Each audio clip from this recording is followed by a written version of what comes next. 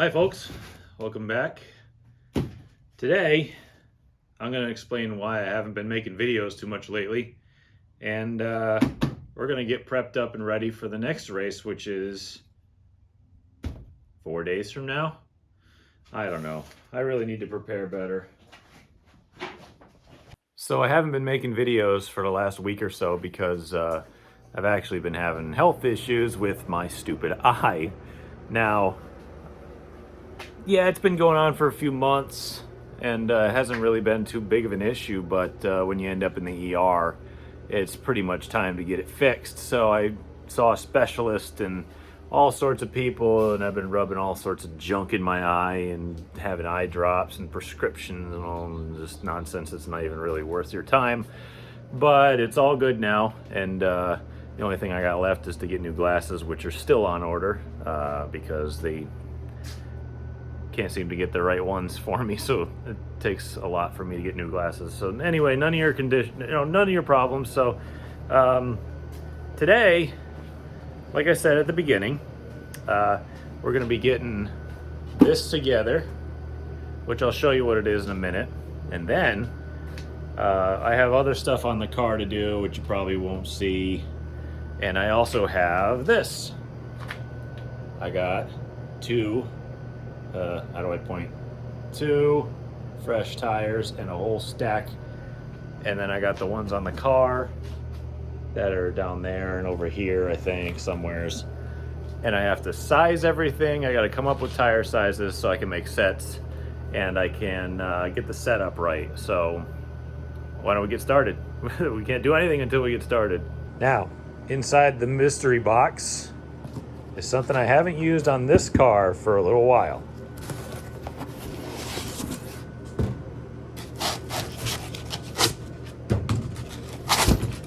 My 4-barrel. Now, why would I be breaking this out right now?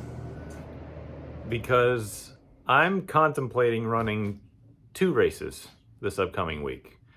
There's the normal race, which I have a regular carburetor set up for because that's what I want to run, and that's the type of exhaust. It's all rules-based stuff. But there's an open race. Like for my car, this is a sportsman car up north, okay? Street stock, sportsman, limited late model. It falls under all those categories. So it's kind of a generic piece. But what the rules are for this to be used is that it's an open street stock style race. Now, the rule book is like 1 page long, and basically it says if you want to run one of these crate motors, you can run 2 different carburetors with 2 different weights, or you can run an open motor with a 2-barrel carburetor with a whole lot of weight. And I'm like, well, I don't have any of those that I really would put up against anybody with a 2-barrel. Hell with that, I'm going to run what I got. And I'm thinking to myself, well, the car is overweight anyway. Why don't we slap the 4-barrel on it and see if it does anything at all? And if it does, then, well, maybe it'll help. And if it doesn't, then we'll know for the future. And, I don't think it's going to cost me any real extra money to run it. I've already got 1 set of tires on the car. All I have to do is, like I said, size up another set, or just run on what I got. I don't even know. I'm thinking about running it. So I was going to go through this carburetor, clean it out, make sure that everything's working properly and nothing's loose or nothing's going to fall out of it. Just have it ready, put it in the box in the trailer, and see if we want to race it or not.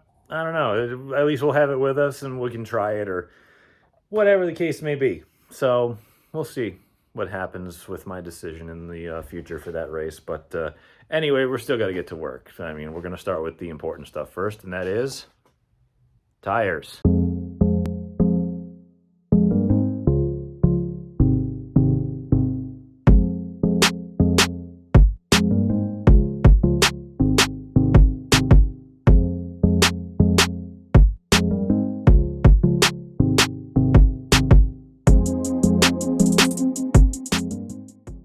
Okay, so here's the hard part. I've got all my tires sized up. These, I don't know, all these numbers are completely arbitrary at this point because I just put a generic air pressure in them.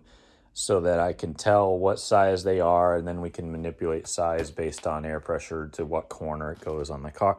No idea at this point. So I got a couple that are a little small.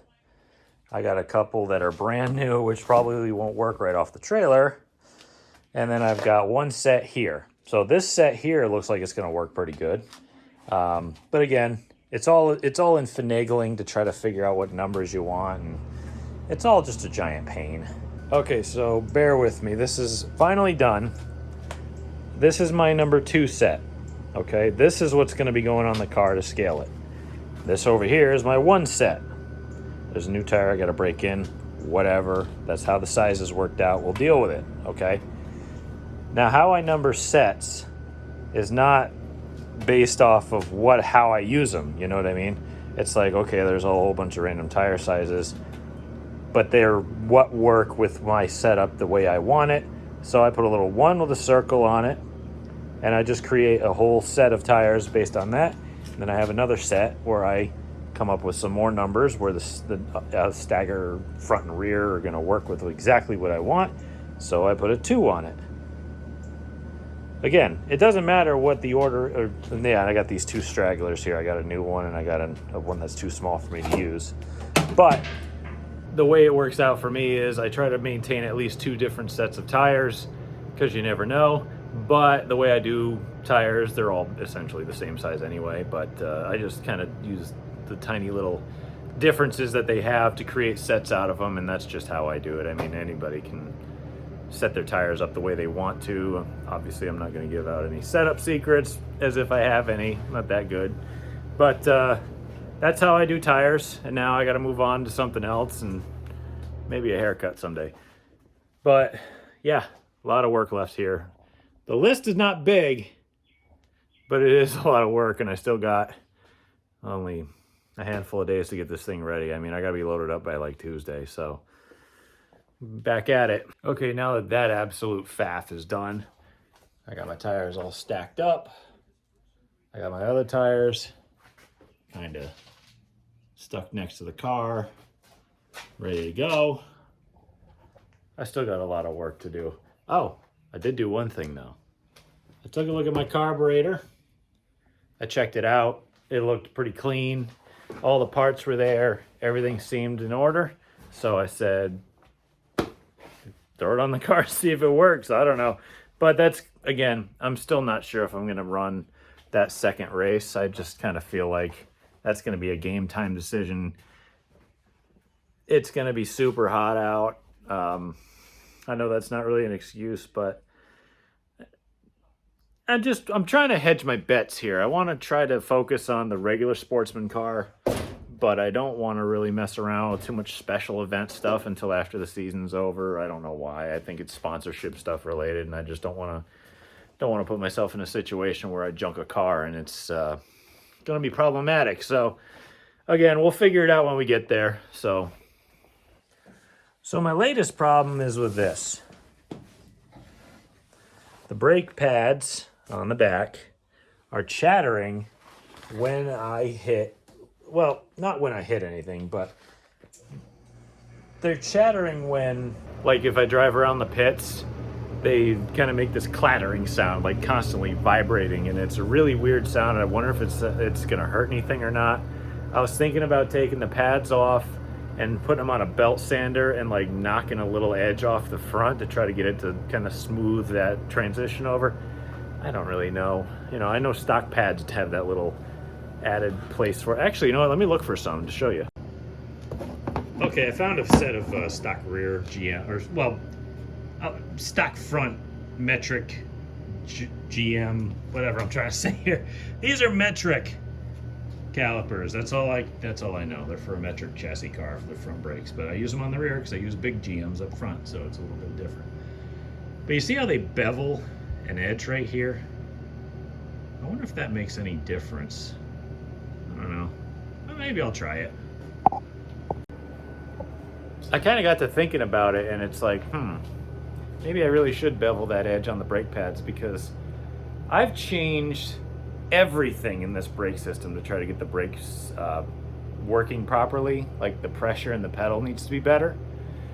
Because I'll go in the corner and hit the brake and I feel a little bit of sponginess, but if I pump the pedal just a little bit, just pump and then hit the brakes, then they're fine.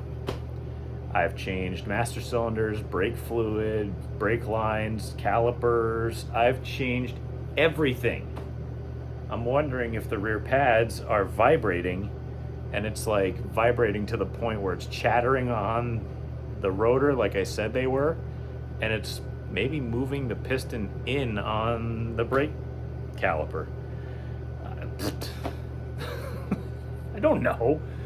You got to take everything into account. I don't know. I'll try it. We'll see what happens.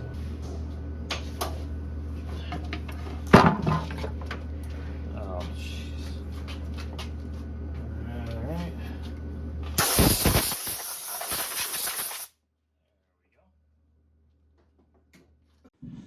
All right, let's see if this thing works. Yeah, I know. Harbor Freight. Harbor Freight. I know. I'm cheap. What do you want from me? Oh, boy. Yeah.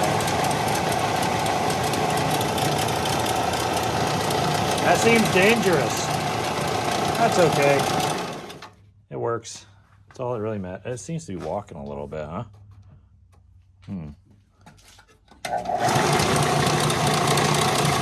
Yeah, wrong way.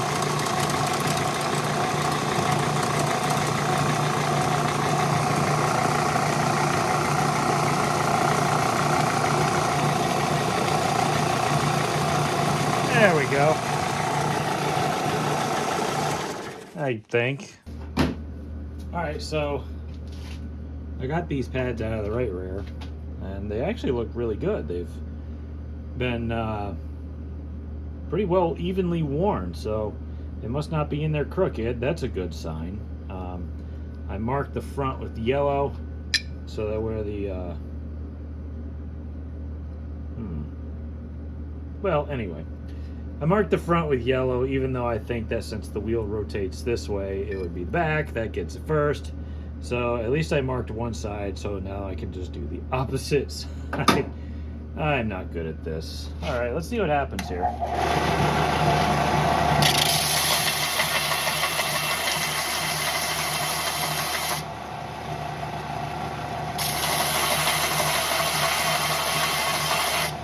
So I figured I would put just the tiniest little beveled edge. I don't know if you can see. There you go. You can kind of see a little bit of bevel on it, just to see if that helps that pad chatter at all.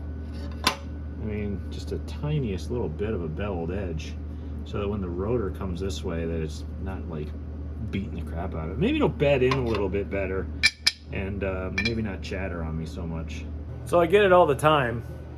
People always ask me, dude, what do you keep doing to your car all the time? You're always constantly working on it. Weren't you like pretty quick the last race?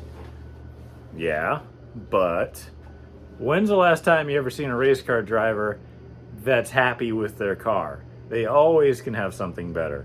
And that's exactly what I did here. Now, why don't we take a look at the stuff that I've done here? Obviously, I had to take care of a little bit of damage. I still got some paint to do up there. Not a big deal. I inspected my brakes. They need to be changed rather quickly, but I ain't gonna do much about that. So with this, I changed a lot of the radiator duct work. I got the ducting to sit much more straight and flat up against the radiator, which is going to help with airflow. Over here on this side, it was really bowed out and then comes back in, and I think that, and I used to have pockets come down here, and you could not get that to close up and get the airflow through there. Again, tested my brakes. There's a big gouge in the door that I'm not gonna fix. I'm probably just gonna spray paint over. I'm trying to think of what else I've done. Honestly, being out with my eye problem the last week, I mean, yeah, it was nice to have a week off of work, but it's not a vacation when you can't keep your eyes open. Been kind of rough lately. I hurt myself racing, and then I get my eye to fall out of my head, and then I have to have that fixed, and it's like, oh, that was fun. So, yeah, I mean, we were behind a week. I mean, I thought I was pretty good once I got the car home and put it on scales and bought some new tires, and then all of a sudden, I'm down and out for literally a week, and it was like 3 weeks in between races, so it's like 2 weeks. And I know guys who race week to week are like, whatever, we do it in 1 week. Well, I don't. I'm one guy. I got a family and a job, and I don't have anything else, you know, going on. I think I'm going to end this video off there, just to put something out there for you guys, just because I just kind of left you hanging for a week and I feel guilty. And I made more changes to the car. I did remember, but I was like, I can't tell anybody because it's setup stuff, and I like to keep my setup stuff secret, and that's just a short track racer thing. If I was a drag racer, I wouldn't give a damn, but this is like, nah, I can't I can't show you everything. So again, thanks for watching. I'll see you. I'll probably make a video of that race. I'll do what I did the last time. I'll go through and get me loading it up and probably driving there, and, you know, give you a little stupid updates like I hurt my neck or something. Hopefully I won't do that this time, but I'll keep you updated with, you know, whatever goes on. And I have fixed my cameras, my GoPro cameras. The one on the roof did a time lapse on me, and you saw that at the end of my last video. And the one inside the car didn't record audio. If you'd like to donate me a good GoPro that works, feel free, but I'm still going to use my GoPro Hero 2 because that's literally all I have. And a cheap $60 Amazon GoPro knockoff Faux Pro. So that's it for this time. Thank you for watching. I do appreciate it. Subscribe, like, tell your friends if it's any good, if it's worth their time. So until next time, thanks a bunch. I appreciate it.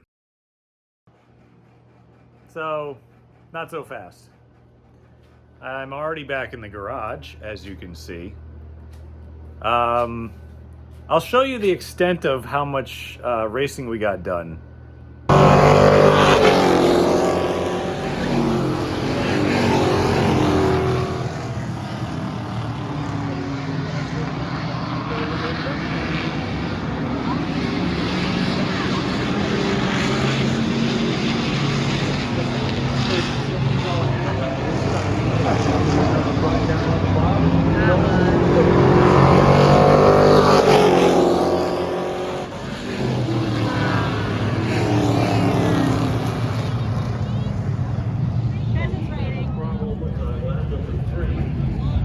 Yeah, that's it. 3 laps into a heat race, and it started raining. I mean, at least they tried. You can't give them a lot of junk because we got rained out. I give the guys from the ACT and Pro All-Star Series a lot of credit. They're dealing with whatever they got handed to them by the track for scheduling and dates and stuff, and the track never gave them any rain out dates, so they essentially, if they don't try, they don't know if it's going to work out or not. So even if the forecast looks like crap, they're still going to go for it. And you know what? It is what it is. We tried and it failed, and that's just how it goes sometimes. And I'd rather try and fail than never try at all. So again, we're back in the shop. I got a few things to work out on it, and since we're down to 5 races this year now, and we only got 3 laps into a heat race this past week, I've been thinking about branching out, maybe doing a couple races outside my comfort zone, which my comfort zone is obviously Thompson. So I'm thinking about going to like Lee if they have Oktoberfest, or like Waterford if they have Street Stock Nationals or whatever they're advertising for or whatever. But so yeah, now the video is over. Like and subscribe if you can. I appreciate all the support everybody shows me, and I hope this is at least a little entertaining for you. So I'll keep you posted with what else we're going to be doing. So thanks a lot for watching.